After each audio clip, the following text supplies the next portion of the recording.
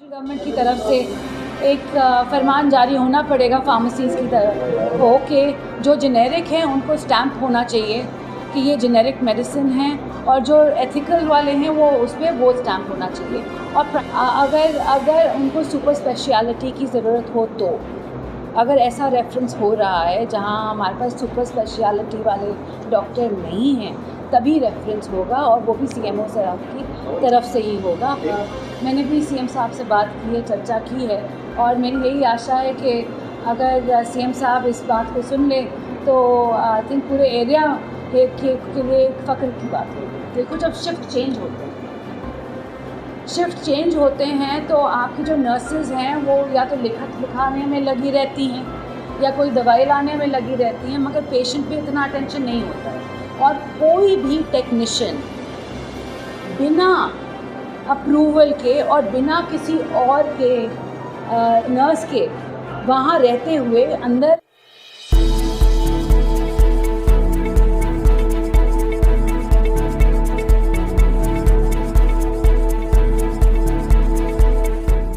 प्रदेश की स्वास्थ्य मंत्री आरती सिंह राव ने मेदांता अस्पताल में एयर होस्टेस के साथ हुई अभद्रता के मामले के बाद बड़ा बयान दिया है। आरती सिंह राव ने कहा कि प्रदेश में जितने भी प्राइवेट हॉस्पिटल हैं उनके लिए नई गाइडलाइन जारी होगी। ये गाइडलाइन स्टाफ नर्सिस की शिफ्ट चेंज को लेकर होगी। उन्होंने कहा कि स्टाफ नर्सिस की जो शिफ्ट बदलती है उसमें 1 से 1.5 घंटे का ओवरलैप होना चाहिए, यानी ऐसा नहीं होना चाहिए कि एक नर्स जाने की तैयारी कर रही है और दूसरी आने की तैयारी कर रही है। इस गैप के अंदर घटनाएं होने का खतरा रहता है। वहीं अब आपका अपना आदित्य हॉस्पिटल सर्कुलर रोड से सन सिटी में शिफ्ट हो चुका है। वही अनुभव, सेवा और समर्पण अब नई जगह और नई मशीनों के साथ 24 घंटे उपलब्ध। लोकेशन के लिए ये QR कोड स्कैन करें और अधिक जानकारी के लिए संपर्क करें। उन्होंने कहा कि इसको लेकर सभी अस्पतालों के लिए नए नियम बनाए जाएंगे ताकि 1 से 1.5 घंटे का ओवरलैप हो शिफ्ट चेंजिंग में।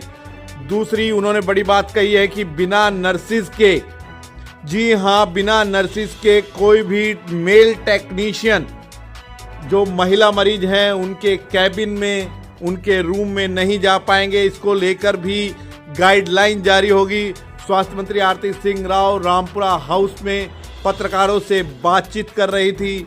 उन्होंने कहा कि नागरिक अस्पताल में मरीजों को रेफर करने का अधिकार भी अब सिविल सर्जन और उनकी बनाई हुई कमेटी के पास ही होगा।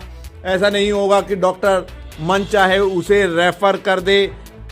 नागरिक अस्पतालों में ये बड़ा खेल चल रहा है कि डॉक्टर मन मर्जी से निजी अस्पतालों में मरीजों को रेफर कर देते हैं, लेकिन अब उन पर भी नकेल कसी जाएगी। वहीं आयुष्मान कार्ड धारक मरीजों को उपचार के लिए भी नई गाइडलाइन आएगी। जिन मरीजों का उपचार अस्पताल में हो सकेगा उनका उपचार अस्पताल में ही किया जाएगा, और इसके लिए बाकायदा हर बीमारी को मेंशन भी किया जाएगा। प्राइवेट हॉस्पिटल में वो ही मरीज भेजे जाएंगे जिनका उपचार नागरिक अस्पताल में संभव नहीं। इसको लेकर भी बड़ी गाइडलाइन आने जा रही है। सुनिए स्वास्थ्य मंत्री आरती सिंह राव ने किन बड़ी बातों पर फोकस किया है। जहाँ तक डिस्ट्रिक्ट की बात आती है तो रेवाड़ी डिस्ट्रिक्ट के लिए एक नया सिविल अस्पताल बनना बहुत ज़रूरी है। हमारा जो अभी का सिविल अस्पताल है बहुत ही छोटा है, और काफ़ी वक्त से ये मांग रही है कि एक नया सिविल अस्पताल बनाया जाए। और इसी मांग को देखते हुए पिछले 2 महीनों में मैंने कुछ 6 या 7 जगह ज़मीन देखी है, और अब मैं 3 जगहों पे मैं ज़ीरो इन कर दिया है। और मैंने जो BDPO साहब हैं, DDPO साहब हैं, उनसे बोली है कि आप मेरे को बताएं कि इनमें से कौन सा हम ज़ीरो इन कर सकते हैं जल्द से जल्द, जिसमें कोई प्रॉब्लम ना पड़े कल को ये ना कोई मेरे को बोले कि यहाँ पे ये केस चल रहा है, वो केस चल रहा है। बिल्कुल सिंपल और प्योर ज़मीन होनी चाहिए जो वो देना चाह रहे हैं पंचायत की तरफ से हेल्थ डिपार्टमेंट को। और जैसे ही मेरे को वो ज़मीन मिल जाती है, और 10 दिन की बात है, मैं इस पर काम जल्द से जल्द शुरू करूँगा। गई थी जी। मैंने भी एक मीटिंग की थी वहाँ पे ओपीडी के लिए, और मैंने कहा था, आपने कहा था कि अप्रैल एंड तक आप ओपीडी शुरू कर देंगे। मगर सच बात ये है कि जब मैंने देखा उनके जो काम हो रहे हैं, एक तो इनका रेलवे का ब्रिज है, आपने देखा होगा वो आर्चिस के साथ ब्रिज है, वो टूटने को है, और उसके अंदर से सीमेंट की जो ट्रक्स हैं वो आ जा नहीं रही हैं, क्योंकि वो उसका रेनोवेशन चलना है। तो 1 महीने के लिए वो पीछे हो जाएगा उस कारण से। काम तो पूरी तरह शुरू है, मगर उन्होंने कहा है कि अगस्त तक हमारे को वक्त दे दो, क्योंकि ऐसी छोटी छोटी चीज़ें आ जाती हैं जब कंस्ट्रक्शन करने लगते हैं जो किसी के हाथ में नहीं होती। मैंने PWD ACS से बात की थी कि एक फ्लाईओवर नारनौल जो हाईवे है उधर से हमारे PWD ने एक फ्लाईओवर बनाना है एम्स के लिए, तो उस पर भी काम जल्द से जल्द शुरू हो, क्योंकि वो फ्लाईओवर बनने में भी 1.5 साल। हाँ, स्टेटस तो मैंने उनसे मांगा है। चंडीगढ़ से आने से पहले मैंने ACS से बात की थी कि मैंने कहा आप शुरुआत कर दीजिए, क्योंकि 1.5 साल तो आपको लग जाना है उसी फ्लाईओवर को बनाने में। तो अगर हम काम शुरू करवा देते हैं, ड्राइंग्स बनवा देते हैं और फिर टेंडर कर देते हैं, तो काम जल्द से जल्द। तो मैं लगी हुई हूँ जी। मेरा भी वन ट्रैक माइंड है कि ये हमारे लिए बहुत हमारे एरिया के लिए एक बहुत गर्व की बात है कि एम्स होने जा रहा है, और उसकी OPD और वो एम्स खुद ही जल्द से जल्द खड़ा।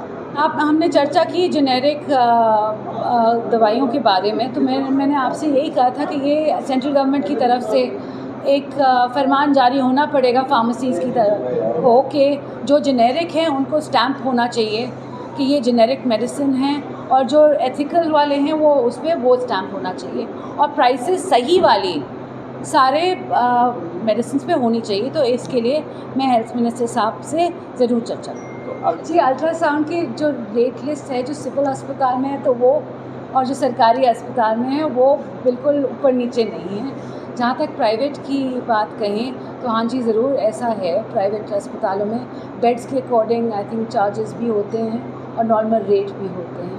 तो मैं कोशिश ज़रूर करूँगी कि ये रेट थोड़े से यूनिफॉर्म आने वाले।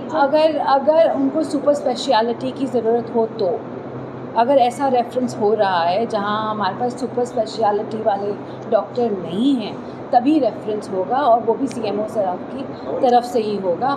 आने वाले वक्त में ऐसे नहीं होगा कि आपको कहीं भी रेफ़र कर दिया जाए बिना उस डॉक्टर को पहले रेफरेंस के लिए बताना पड़ेगा कि रेफ़र क्यों किया। मेरी पूरी यही कोशिश है ना कि पूरी सुविधाएं दी जाएँ। सुविधाएं हैं अस्पताल में, फिर भी बाहर भेज दिए जाते हैं। तो मैंने वही कहा है ना कि आज अब से आने वाले वक्त में हम ये करने जा रहे हैं कि रेफरेंस सिर्फ CMO साहब करेंगे, एक कमेटी करेगी, और जो रेफ़र किए जाते हैं, जैसे आयुष्मान कार्ड को लेके या चिरायु कार्ड को लेके हम बोलते हैं कि हम उनको रेफ़र कर दिया जाता है। हम गाइडलाइंस बनाएंगे कि कुछ ऐसी बीमारियां हैं जो सिर्फ सिविल अस्पतालों में ही की जाएंगी, और अगर उससे ज़्यादा कोई बड़ी, जैसे कोई बहुत ही बड़ी बीमारी हो, तभी उनको रेफ़र करते हैं। उसमें हाँ जी, मैंने भी सुना है कि गांव वाले धरना दे रहे हैं और CM साहब से मिलना भी चाह रहे हैं। मुझसे मेरे पास भी कई बार ही आए हैं इसको लेकर, और मैंने भी CM साहब से बात की है, चर्चा की है, और मेरी यही आशा है कि अगर CM साहब इस बात को सुन ले तो आई थिंक पूरे एरिया के लिए एक फ़ख्र की बात होगी। तो मैंने एक्चुअली बात की थी पुलिस से जब वो केस हो रहा था, और मेदांता का कहना था कि उस टाइम उनके पास नर्सेस थी, मगर क्या होता है, मैंने बस ये चेतावनी दी है आज के दिन कि देखो, जब शिफ्ट चेंज होते हैं तो आपकी जो नर्सेज हैं वो या तो लिखाने में लगी रहती हैं या कोई दवाई लाने में लगी रहती हैं, मगर पेशेंट पे इतना अटेंशन नहीं होता है। 1 घंटे या 1.5 घंटे का ओवरलैप होना चाहिए। ये नहीं होना चाहिए कि एक आ रही है एक जा रही है, तो एक मसरूफ़ है एक रेडी हो रही है अपने शिफ्ट के लिए। 1-1.5 घंटे का होना चाहिए, और कोई भी टेक्नीशियन बिना अप्रूवल के और बिना किसी और के नर्स के वहाँ रहते हुए अंदर किसी क्यूबिकल में, किसी रूम में अकेले नहीं जा सकता। ये कम्प्लीटली प्रोहिबिटेड। तो मैंने दिया था इसी पर।